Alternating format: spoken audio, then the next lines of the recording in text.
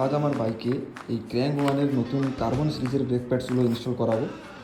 কারণ আগের ব্রেক প্যাডসগুলো পুরো একদম শেষ হয়ে গেছে, তো এটা ইনস্টল করাই, তারপর তোমাদেরকে জানাচ্ছি যে এটার পারফরমেন্স কেমন, কী ব্যাপার। আর রেটটাও তোমাদেরকে পরে আমি ভিডিওতে জানাচ্ছি। ব্রেক প্যাডস খুলতে গিয়ে দেখা গেল ব্রেক প্যাডের সমস্যা নয়, সমস্যাটা হয়েছে ক্যালিপারে। ওই ক্যালিপারের মধ্যে একটা পিন থাকে, ওই পিনের কাছে একটা গুটি ফেঁসে গিয়ে ওই পিনটাকে বাঁকিয়ে দিয়েছিল। এই জন্য ওই বাঁকা পিনটা এই ডিস্ক প্লেটে এমনভাবে রাব হতো আর এত বীভৎস নয়েজ আসতো, আমি তোমাদেরকে বলে বোঝাতে পারবো না। তো এই কারণে ওরা পুরো ক্যালিপারটা খুলে ওই পিনটাকে ঠিক করছে। তোমরা দেখতেই পাচ্ছ ওরা গ্রিস লাগিয়ে এটাকে ঠিক করার চেষ্টা করছে। আশা করি খুব তাড়াতাড়ি এটা ঠিক হয়ে যাবে।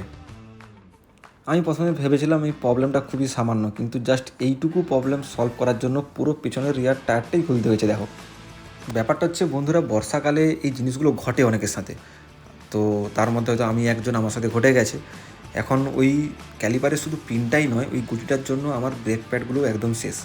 এই দেখো ব্রেক প্যাডের অবস্থা একদম পুরো খতম। তো এগুলোকে চেঞ্জ করে দিয়ে নতুন ক্র্যাঙ্ক ওয়ানের কার্বন সিরিজের ব্রেক প্যাডটা আমরা ইনস্টল করাবো।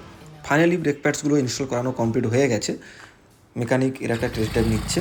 আমি তোমাদেরকে পরের ভিডিওতে ব্রেক প্যাডসগুলো কেমন আর কি দাম আছে, কেমন স্টপিং পাওয়ার, নয়েস আসছে কিনা ওটার থেকে, সব কিছু তোমাদেরকে আমি পরের ভিডিওতে জানাবো। ওকে, তো পরের ভিডিওর জন্য তোমাদেরকে একটু অপেক্ষা করতে হবে।